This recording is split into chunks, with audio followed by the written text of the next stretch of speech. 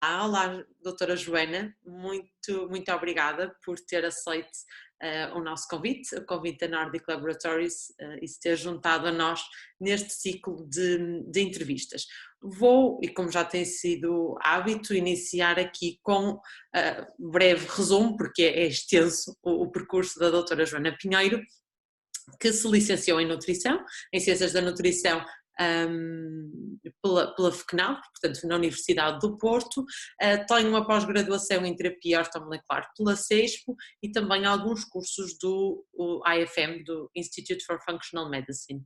A sua experiência profissional é bastante vasta e mais uma vez vou aqui resumir porque é nutricionista em diversas clínicas, é formadora de diversos cursos de nutrição, nomeadamente na FMUP, na Faculdade de Medicina da Universidade do Porto e também na CESPO.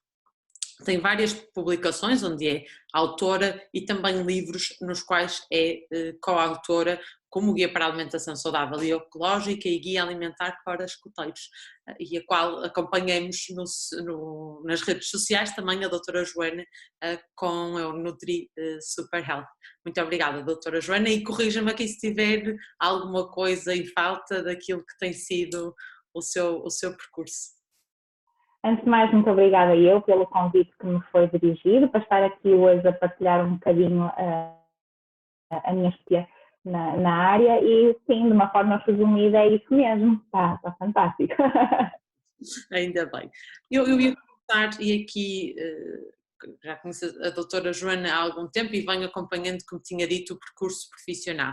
Como também já tem sido um hábito começar as entrevistas com uma questão e para ligar aqui ao nosso tema de hoje, que é no fundo a nutrição e alguns testes, nomeadamente os testes genéticos e este emparelhamento, a importância de testar, diria eu, que é a grande temática da nossa, ou que será a grande temática da nossa conversa. Então, destino ou predisposição? Eu diria claramente predisposição. Hoje em dia nós sabemos que de facto temos aqui uma importância marcada com os nossos hábitos alimentares, a investigação diz-nos que ronda cerca de 70%, portanto, daquilo que nós podemos chegar para manipular um estado de saúde, melhorar uma condição de saúde. Há décadas atrás nós sabíamos que a genética contribuía em 30% e, portanto, nós baseávamos apenas nesses 70% de mudanças de fatores ambientais, entre eles a parte alimentar. Nas últimas décadas tem havido aqui uma revolução muito grande com a nutrigenética e a nutrigenómica. Eu diria que estes 30% que antes eram inatingíveis não são na realidade totalmente atingidos, mas hoje em dia nós conseguimos de facto também atuar sobre a parte genética, silenciando ou ativando determinadas questões genéticas e, portanto, também aqui ter uma ação, portanto, conseguimos ter um contributo pelo menos de, quem diria, 80% na saúde dos nossos doentes. O que diz isso é muito interessante, não é? Há de facto, ou seja, em primeiro lugar nós testamos para perceber, não é, a genética e essa tal predisposição de que falava e tirarmos aqui esta ideia ou mito que se aparece nos meus anos então terei X, Y. É claro que isto para algumas doenças, e estamos aqui a falar de um tipo de genética muito específico e no caso dos testes que a Nordic realiza, mas que há de facto então fatores que podem, como dizia, silenciar ou potenciar a expressão genética. Poderia esclarecer-nos aqui um pouquinho dos fatores que tem vindo a trabalhar neste sentido com os seus pacientes e que nos permitem então silenciar aqueles que sejam menos bons e potenciar aqueles que mais positivos para nós? Claro que sim. Eu costumo sempre, em primeira instância, dizer que nós estamos a ver predisposições para determinadas doenças em meios ambientes desfavoráveis, como é óbvio, e por vezes falamos até de uma série de patologias que surgem na indicação do teste que o paciente até nem os tem e pode nunca os vir a desenvolver. E isto é interessante porque mostra também uma responsabilização da outra parte e torná-la mais ativa neste processo de interação. Nós temos vários fatores que podem silenciar ou potenciar a expressão genética dependendo do gene que está a ser estudado, e eu acho que uma grande mais-valia dos testes da Nordic são mesmo a questão de irem ao pormenor de polimorfismos genéticos que é possível, de facto, fazer mudanças de estilo de vida. Temos entre eles desde o stress, fatores emocionais, a privação de sono, a exposição a tóxicos, à parte alimentar, obviamente, no fundo procurar SNPs, portanto os single nucleotide polymorphisms, que alterando a conformação espacial vai ter ali um impacto diferente no organismo. Eu diria, por exemplo, citaria aqui o exemplo da ApoE, que é um gene que eu gosto particularmente e me diz algo. A apoliproteína, ela tem uma ação multifatorial no metabolismo das lipoproteínas. Nós sabemos que ela está relacionada com demência e doenças neurodegenerativas. E depois aqui, consoante a isoforma que nos surge, vamos ter aqui um campo de atuação muito diferente, não é? Portanto, sendo o E3, o wild type, aquela versão mais comum e desejável que queremos na nossa população, nós sabemos que também há indivíduos que têm a E2 e nesta evidência científica mostra-nos que estão um pouco mais protegidos, ou que acredita-se que estejam um pouco mais protegidos de doença cardiovascular, porque têm níveis de antioxidantes mais elevados e níveis de colesterol tendencialmente mais baixos. Não queremos dizer que não possam vir a desenvolver deslipidemias, mas é quando nos aparece uma ApoE4 que nós ficamos um bocadinho preocupados e hoje em dia conseguimos, não diria reverter a situação, mas atuar de uma forma muito positiva graças aos testes de nutrigenética. E aqui, dando um exemplo de possíveis fatores que podemos silenciar, portanto, a ApoE4 tem, de facto, um papel marcado na saúde do indivíduo. Nós sabemos que 40% a 50% maior risco de doença cardiovascular existe por ter uma ApoE4, mas sabemos também que estas pessoas têm uma maior capacidade oxidante, são hiperresponsivas a toxinas como, por exemplo, vindas do álcool e do tabaco.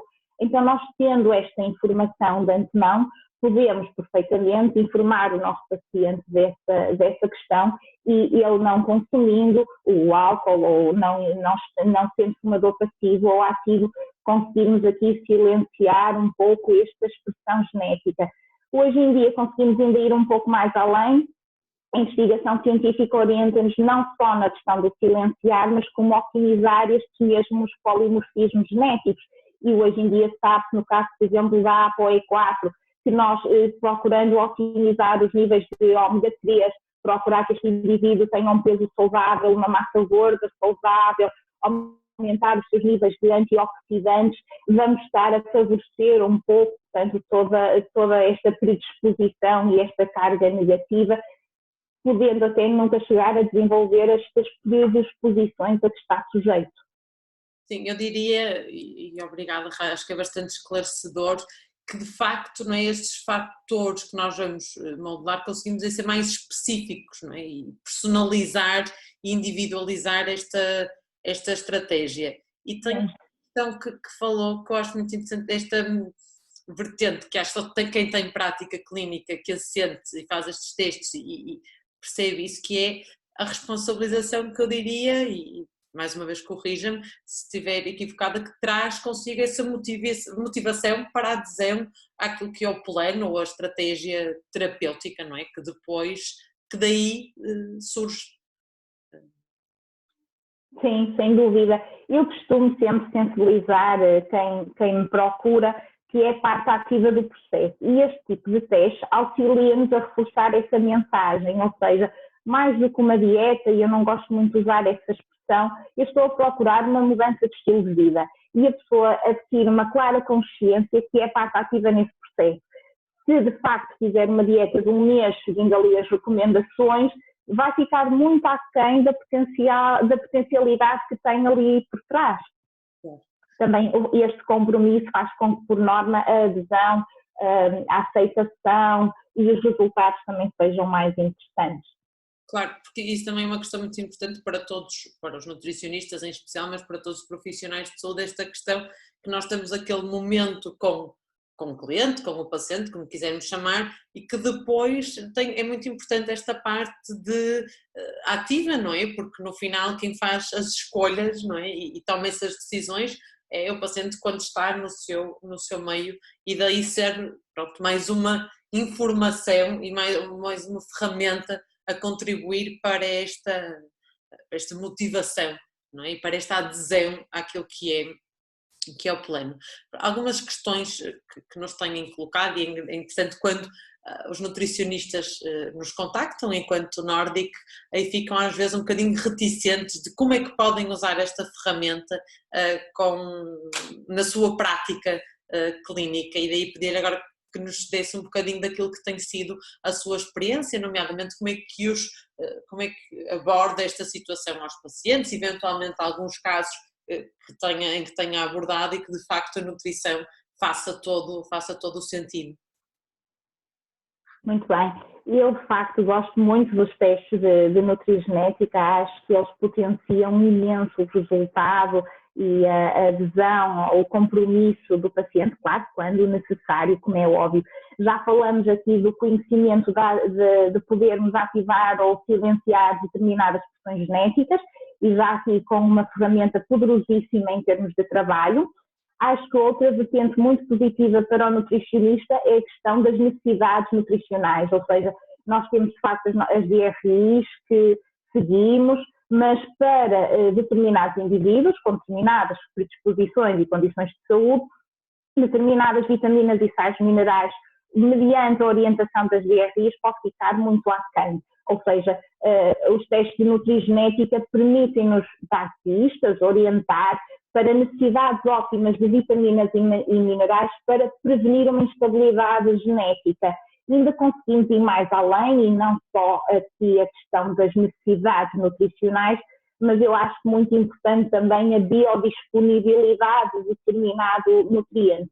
Eu acompanho muito consultas de grávidas, pré-conceição, infertilidade, este tipo de situações, e um polimorfismo que para aqui, por exemplo, tem muito interesse é o metiltetrahidrofolato redutase.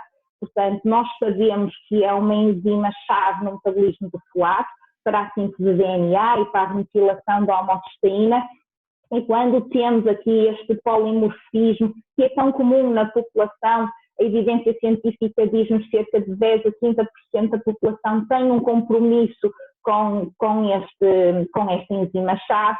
Nós sabemos, de facto, que as necessidades de folato estão aumentadas, mas mais do que isso, nestes casos, se calhar dar o ácido fólico na sua forma convencional não fará muito sentido, especialmente se tivermos os dois alelos, portanto no T, de uma forma homozigótica, nós sabemos que temos um forte compromisso da atividade enzimática da conversão, portanto, do ácido fólico a 5-metil-tetrahidrofolato. Isto vai fazer com que a homocisteína esteja mais alta, hajam mais adultos de ADN, portanto, o processo de metilação de DNA não seja bem feito. Então, além de vermos a ativação, silenciamento de genes, de vermos as necessidades nutricionais, percebermos também a forma como devemos dar estes nutrientes. Se não consegue metabolizar parcialmente, em maior quantidade ou menor quantidade, darmos sobre a forma ativa. Neste caso, por exemplo, em específico, quando nós falamos deste tipo de compromisso, nós sabemos que também estas pessoas precisam de um maior reforço de vitamina B2, de B6, de B12, portanto, permite otimizar muito mais as nossas recomendações e com isso obter melhores resultados. Perfeito, obrigada. Porque realmente muitas vezes quando se pensa, e esta mensagem da nutrigenética tem sido muito associada também aqui à perda de peso, e é importante mencionarmos, ou se calhar até à predisposição de algumas doenças, e acho que isso é uma mensagem também muito importante de passar, é que vai muito para além disso, ou seja, vai para lá da perda de peso, vai para lá de algumas doenças, e o caso que deu tão comumente falado do MTHFR, que é de facto um belíssimo exemplo da influência que tem e que o nutricionista e a pessoa, não é, depois consegue adotar e fazer essa otimização. Pegando nesta questão da alimentação mais concreta e do papel da alimentação, e que sei que também é um tipo de consulta que a doutora Joana faz, nós sabemos que e a Nordic lançou, penso que há um ano, o DNA Mind, que tem uma parte específica de análise também de comportamento alimentar. E neste sentido, como é que aborda estas questões, não é? É um teste que pensa quando chega um paciente, que características que a ajudem, porque às vezes também temos esta questão que é, ok, que teste é que devo pedir, como é que vou abordar o paciente e realmente a sua escolha do teste ou esta ajuda que podemos também dar ao paciente e perceber esta parte psicológica que é tão importante também. Ok. Eu, de facto, também gosto muito do DNA Mind. Eu tenho pessoas a procurar por motivos muito variados e, portanto, a escolha do tipo de teste, como é óbvio, faz todo o sentido. O DNA Mind é muito interessante em patologias neurodegenerativas. Eu penso muito, por exemplo, na questão da prevenção do Alzheimer e há cada vez mais pessoas a procurar nesse sentido, mas também em questão de alterações de comportamento, nomeadamente bipolaridade, ansiedade, stress pós-traumático e depois os comportamentos aditivos, nomeadamente um risco para o alcoolismo, para a nicotina, compulsão alimentar. Portanto, ele tem, de facto, uma ferramenta de trabalho muito, muito ampla. No caso de uma atuação do nutricionista, por exemplo, pensando na questão da compulsão alimentar, nós temos várias vias que são analisadas no DNA Mind. Eu estou a pensar, por exemplo, na via neurotrófica, como o BDNF, portanto, o Brain Derived Neurotrophic Factor, ele não só pensa-se nele por uma questão de sinaptogênese, de plasticidade, de sobrevivência de células neuronais, mas até aqui para uma questão de comportamentos aditivos faz todo o sentido, porque ele regula a resposta ao stress, portanto tem que ser um bocadinho mais tarde. Claro que sim. Mas também alterações de humor e de comportamentos aditivos. Nós sabemos, por exemplo, que quem tem os alelos TC neste polimorfismo tem maior predisposição à ansiedade. Muitas vezes basta isso para levar a uma maior compulsão alimentar. Este polimorfismo também é muito interessante percebermos que é extremamente afetado com dietas de muito baixo valor calórico, potenciando o binge eating, portanto aquela compulsão alimentar. Se tiver mesmo que ser, também sabemos formas de otimizar o BDNF, nomeadamente com os exercícios aeróbios, o HIIT, suplementando com ômega 3, com zinco, com niacina. Há várias, de facto, vias interessantes. Outra, se calhar, talvez interessante seria, dentro do DNA Mind, a via dopaminérgica, porque nós sabemos que a dopamina é um neurotransmissor excitatório da família das catecolaminas, não é? Sintetizado no cérebro, e ele é muito importante para a questão da recompensa e da sensação de prazer. De facto, às vezes também faz sentido pedir o DNA Mind por estes motivos, uma vez que, por exemplo, o caso do receptor D1 da dopamina, nós sabemos que quando ele de alguma forma está comprometido, nós temos um maior risco para o comportamento do impulso, e aqui, se calhar, por exemplo, estratégias de mindful eating vão ser importantes, ser focalizadas com o paciente. Já ao contrário, se aparecermos alterações, por exemplo, no receptor D2 da dopamina, ele tem uma interferência na diminuição dos locais ligantes da dopamina ao cérebro, e isso indica-nos também que a pessoa é menos sensível aqui à ação da recompensa. E para este tipo de pacientes, dizer-lhe, por exemplo, ou premiá-lo ao final de uma semana ou de vez em quando, comer um quadradinho de chocolate, por exemplo, eles não vão conseguir fazê-lo, porque não têm, com um quadradinho de chocolate ou com uma pequena quantidade de um alimento doce, eles são muito mais potentes alimentos doces e com gordura, eles não conseguem ter esta sensação de prazer e, portanto, precisam de quantidades bem superiores para desencadear esta resposta. Isto permite-nos uma otimização ou melhor, permite-nos um conhecimento personalizado e permite-nos também criar recomendações personalizadas, porque não basta o querer para estes casos, não é? Não basta eles quererem cumprir um plano alimentar, muitas vezes até querem, só que é uma pescada de fato na boca e não conseguem fugir àquele ciclo vicioso. Se nós tivermos esta informação, descobrirmos quais são os gatilhos, soubermos quais são as formas de atuar em função do polimorfismo, sem dúvida que vamos ter mais sucesso nos resultados. Sim, isso é muito interessante o que diz, e depois este também é um polimorfismo, sobretudo, e a remeter o do BDNF, está muito bem estudado, não é? A questão do impacto, como disse, do exercício, o que pode fazer, daí ser tão importante, e como nutricionistas também, claro, não vamos fazer aqui uma recomendação dos claro.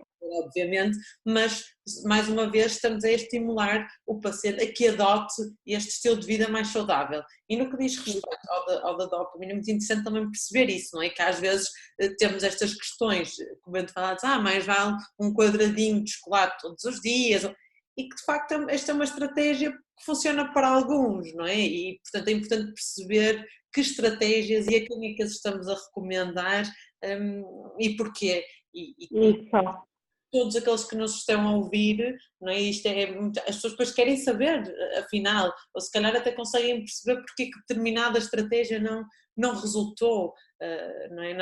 Tenho aqui também relatos de alguns profissionais que nos dizem que aparecem com a história que é muito comum para todos nós, que é: eu já tentei de tudo, não sei o que se passa, e conseguimos ter aqui este tipo de informação, não é? Porque é muito mais do que a perda de peso.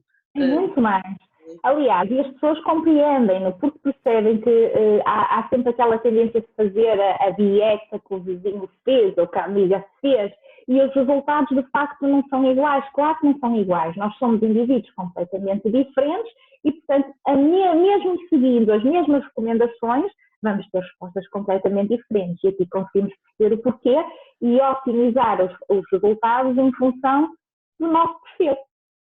Até porque temos esta questão que é, e falamos aqui um bocadinho desta questão psicológica e a interação entre a alimentação, e temos a outra parte que é mais metabólica e fisiológica, não é? Que não podemos dissociar as diferentes variáveis, não é?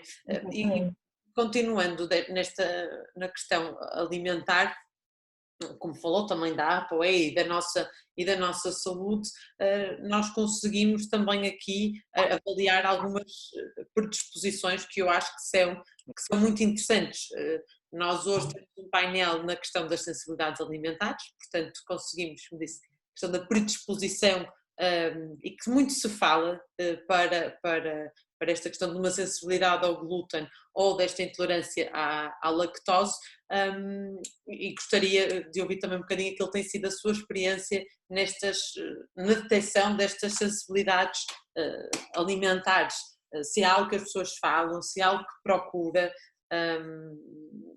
porque é um dos resultados também que aparece. Neste caso estaremos a falar do DNA Health. Sim, de facto o DNA Health é extremamente útil para inúmeras patologias.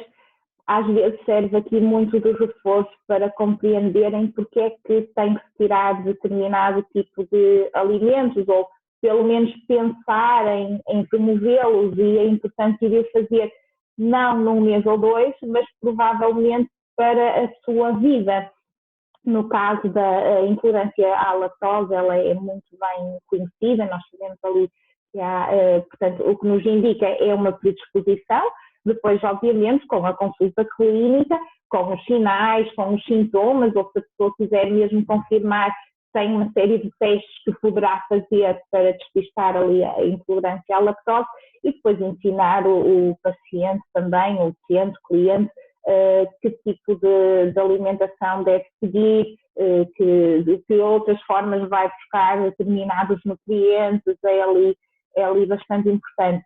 Eu gosto também muito dele pela questão do metabolismo dos PUFAs, dos ácidos gordos poliinsaturados, por exemplo.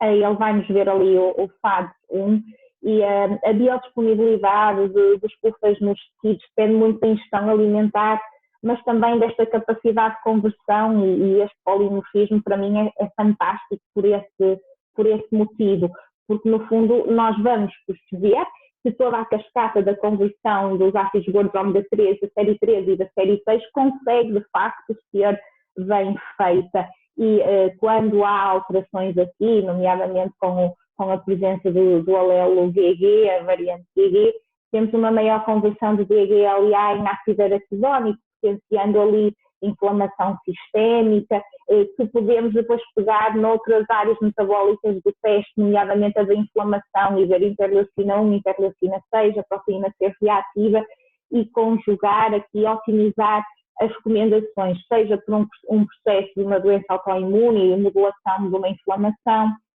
até por um suporte de crescimento na infância, porque os ácidos gordos poliinsaturados são importantes nesse sentido, o desenvolvimento neuronal, a função imune. Portanto, tem aqui um vasto campo de trabalho. No caso das sensibilidades ou das intolerâncias ao glúten, eu sou suspeita porque também é uma área que gosto muito de trabalhar, e acho que o facto de termos um teste que nos dá uma predisposição, mais do que seja o que for, motiva o utente a perceber a importância de seguir determinadas recomendações, porque para muitos efeitos não é celíaco, e só de facto ao perceber que realmente tem ali um valor que o orienta nesse sentido, ajuda no cumprimento e na manutenção de um programa estruturado nesse sentido. Sim, acho que também é importante, e nesta questão dos ácidos gordos, mas perceber que, e nós até aqui temos olhado para os polimorfismos um bocadinho, de forma mais isolada, porque falamos em vias específicas, não é? De dopaminas, no caso depois da ApoE, no metabolismo mais lipídico, mas de facto este tipo de testes e de análises ganha uma outra dimensão quando temos um relatório completo, porque depois conseguimos, não é, cruzar informação e portanto ser ainda mais específicos, que eu acho que é a beleza também daqui da questão da genética, não é? É conseguirmos cruzar e montar o puzzle, este puzzle genético e estas vias. E é falar que também que, lá está, muitas vezes dizem-nos, ou que todos temos aqui temos as mais diversas opiniões, não é? Que é, ok, todos devemos fazer suplementação de ômega 3, porque os efeitos do ômega 3 estão muito bem conhecidos, como já falamos também noutras entrevistas, a importância de selecionar um bom suplemento, isso é extremamente importante, não é? E depois tem esta questão, que às vezes nós estamos a avaliar a ingestão alimentar e esquecemos que pode haver outras questões que estão aqui a influenciar, e muitas vezes ou não pensamos nisso. Claro que quem já está nesta área a realizar estes testes depois começa logo a equacionar estes pontos, se calhar nós estamos todos a obter os benefícios que poderíamos com uma ingestão de ômega 3, e é surpreendente como as alterações que se podem decorrer, e que é muito mais do que o registro de um diário alimentar ou da alimentação, porque vamos ter aqui outra informação. Não sei se tem tido experiência também nesse sentido, não é? Do feedback depois dos pacientes quando iniciam, por exemplo, uma toma ou quando se necessário, de alguma suplementação, algumas melhorias também que tenham sentido, ou aqui a reação dos pacientes quando veem os resultados dos testes. Sim, eu sou muito da opinião, obviamente, que a suplementação é de venda livre, mas eu sou muito da opinião que deve ser acompanhada por um profissional de saúde que perceba do assunto, porque nenhum nutriente trabalha de forma sozinha, isolada, há inúmeras interações. O facto de nós suplementarmos maior quantidade de um nutriente, podemos estar a limitar outro nutriente, eles trabalham todos integrados entre si, e se não temos esse pormenor em consideração, aquela harmonia, aquele equilíbrio deixa de estar presente. Obviamente que aqui o teste orienta-nos apenas em predisposições, depois com toda a análise, nomeadamente neste caso pensando na área da questão da inflamação, e com a história clínica do paciente já começamos a criar aqui a nossa linha de raciocínio, mas depois, em função do objetivo da consulta, temos mesmo que testar e perceber com outros testes como é que está o ponto de situação no momento. E é muito interessante depois, quando vamos suplementar em função da necessidade, se houver necessidade, não é? Pensando na questão do ômega 3, e ver a pessoa notar diferenças, analiticamente também vermos essas mesmas diferenças, mas por outro lado, por vezes faz sentido mesmo confirmar o ponto de situação do status no momento, porque como foi falado e bem, se calhar há décadas atrás falava-se muito da importância do ômega 3 e praticamente toda a gente precisava de uma suplementação de ômega 3, e tem-se visto na prática e na literatura também, hoje em dia, que não é bem assim. Portanto, o excesso de ácidos gordos ômega 3 podem potenciar o aumento da produção, por exemplo, de radicais livres, induzir uma peroxidação lipídica, pode até suprimir uma função imune, por exemplo, aumentar o risco de infecções. Quer dizer, tem tantos cenários possíveis, se não estiver naquele equilíbrio necessário, que nem sempre faz sentido suplementar, em que dosagem, para quem, que tipo de suplemento, se são introduzidos antioxidantes ou se não, é algo tão complexo que, na minha opinião, tem mesmo que ser acompanhado com um profissional de saúde.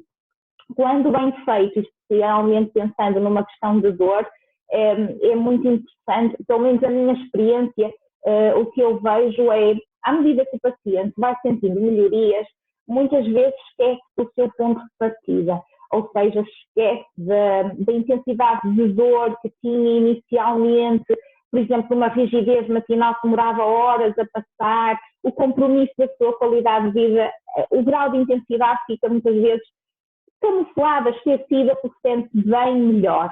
Os testes permitem-nos, no fundo, também um bocadinho isto, orientá-lo numericamente e perceber onde está e de onde partiu, e a evolução gigantesca que muitas vezes acaba por ter, com mudanças meramente de estilo de vida. Sim, que é bastante, não é? Isso que no final das contas faz a diferença, isso é muito importante e é uma das conclusões com um benefício tão simples, não é? Como o FADs, e nós percebermos que de facto os ômega 3 tem o outro lado, não é? E pode puxar de facto para uma via inflamatória, que o estudo e aquilo que as pessoas comumente ouvem é precisamente o contrário, e daí ter que haver este cuidado. Queria também salvaguardar aqui, e no caso da Nordic, que exatamente o que disse é uma das questões pelas quais nós temos a questão dos suplementos e a venda, que é única e exclusivamente feita perante a presença, a prescrição de um profissional de saúde, ou recomendação de um profissional de saúde, exatamente porque sabemos e estamos conscientes disso, que é o paciente tem que ser analisado, não é? Individualmente, e é por isso também que temos inúmeros suplementos, que é para permitir que os profissionais de saúde possam escolher o suplemento que faz mais sentido para cada paciente. E no caso dos ômegas 3 temos imensos suplementos, mas na verdade às vezes podem ser semelhantes, mas são completamente diferentes depois na prática, na sua utilização e para quem são, não é? E estamos a falar... E a fase da vida também em questão, não é? Se tem maior necessidade em determinada fase da vida ou não. Até mesmo para as crianças, não é? Sob a forma que o temos, não é? No caso líquido, cápsulas, se vai ter só EPA, só DHA, se tem EPA e DHA, portanto, se é o completo, e aí já temos os ômegas todos, não só 3, 6 e 9, portanto, e isto é que é muito interessante de ver, e também percebemos que a realização, não é, destes testes, como estava a dizer, não substitui de todo, não é, a realização de outros testes, nem a avaliação de outras, não é? E portanto no caso dos ômega 3, e sei também que a doutora Joana já tem essa experiência, nós costumamos chamar do emparelhamento de testes, não é? Porque temos por um lado estes testes genéticos que então nos dão a predisposição, e depois outro tipo de testes que nos ajudam a perceber como é que a pessoa está naquele momento, porque uma vez mais eu posso ter uma determinada predisposição, mas de acordo com o meu estilo de vida, e entre várias variáveis, pode estar alterado. E no caso eu gostaria de perguntar aqui alguma surpresa que tenha tido na questão dos ácidos gordos, ou do teste da sua utilização, o que é que analisa e como vê este emparelhamento de testes. No fundo é uma comprovação que um teste bate certo com o outro, no fundo, que acho que é aquela surpresa mais positiva. Ou seja, ver em alguém, por exemplo, uma predisposição para ter inflamação de baixo grau ou ter uma doença autoimune, ou seja o que for, ter aqui um compromisso nos polimorfismos relacionados com o metabolismo dos PUFAs, e depois quando nós vamos comprovar, perceber, portanto, no momento com estes testes específicos dos ácidos gordos essenciais, comprovar que mesmo com estes, mesmo uma pessoa com bastantes cuidados, de facto tem ali aquele compromisso e que não o pode desvalorizar. Eu acho que é apenas um confirmar permite-nos confirmar a realidade que o teste de nutrigenética nos dá e depois otimizar as recomendações em função do momento. Depois, porque também agora estava a pensar, estávamos a analisar de uma forma, que é eu fiz o teste genético e a seguir faço um teste complementar ou de emparelhamento que nós chamamos aqui para avaliar de facto o momento, mas muitas vezes isto também pode ser ao contrário, não é? Claro que sim, claro que sim. Aliás, às vezes eu não peço um teste deste estilo de nutrigenética numa primeira instância. Às vezes fazíamos tudo depende do caso, umas prescrições, as guidelines, em função do caso clínico, e depois, mesmo já estando num estado bem melhor do que estaríamos inicialmente, poder oferecer à pessoa a possibilidade de otimizar ainda mais os seus resultados, analisando, portanto, com um teste de nutrigenética. Claro, depois é exatamente isso, depois temos esta questão às vezes, no caso, ou para otimizar ainda mais, ou diria eu às vezes também para perceber, às vezes porque determinadas estratégias podem não resultar, não é? Ou pode não estar a sentir as melhorias, ou seja, o porquê que nós tanto queremos saber para poder ajudar aquele paciente, como é que nos pode ajudar e dar essas respostas. E portanto creio que, e aqui pedia-lhe agora uma mensagem final para quem está, sei que é profissionais de saúde, quer até pacientes, e salvaguardando, eu diria, a importância desta personalização e de vermos o indivíduo como um todo.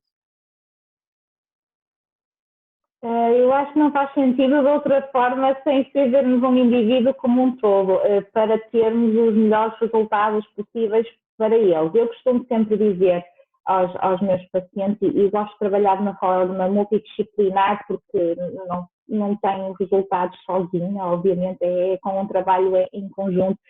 Se vamos dizer, se a célula que está no dedo mindinho do pé, sei lá, sabe informação que uma célula que está no membro superior não está bem, se há esta comunicação intercelular, que todas no fundo sabem o que se passa em todo o lado do nosso corpo, nós também temos sinais e sintomas de determinadas condições que não são propriamente localizadas nessa mesma zona, e por isso temos que tratar o indivíduo como um todo físico, obviamente, mas também mental, emocional, e se pudermos ainda ir ao espiritual de uma forma mais integrada, dentro do que nos é possível, modificar estilos de vida também, com a questão de uma boa higiene do sono, uma boa gestão do stress, a parte alimentar, como é óbvio, não poderia deixar de estar aqui presente, mas também até a questão das relações interpessoais. Se nós não otimizarmos todas as vias, o resultado que vamos ter vai ficar muito comprometido. Portanto, faz todo sentido ver o indivíduo como um todo e, se possível, trabalharmos com pessoas que interagem nas outras vertentes que nós não conseguimos atuar. Muito obrigada, doutora Joana, eu se me quiser dar uma consulta já de seguida, adorei mesmo falar consigo, muito agradável, sempre muito serena, é sempre um gosto ouvi-la e aqui também receber a sua experiência e aquilo que tem feito, que também agradecemos de facto, enquanto também comunidade que estamos e contribuir tanto para o bem-estar daqueles que a procuram. Portanto, o nosso também muito obrigada. E pronto, e para terminarmos aqui, não sei se quer deixar os seus contactos e alguma mensagem.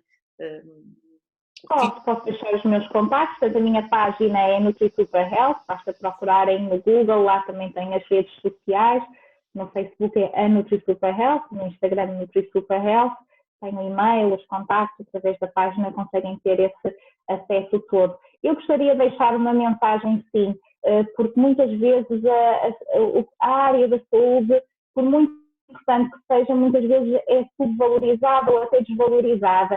E gosto de dar sempre este exemplo, as pessoas se preocupam tanto com o seu carro, desde colocar o combustível no carro, a lavar o carro, a pagar o selo, o seguro, enfim, tem inúmeras preocupações com o carro, se calhar dar um bocadinho mais de atenção ao seu veículo próprio, portanto ao seu corpo, que manifesta inúmeros sinais, inúmeros sintomas, se as coisas estão bem, se não estão, e se é possível otimizá-las. Há sempre estratégias para melhorar a qualidade de vida.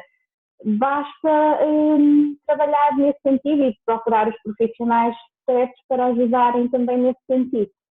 Claro que sim. Muito obrigada, doutora Joana. E Obrigada eu. O prazer foi todo meu.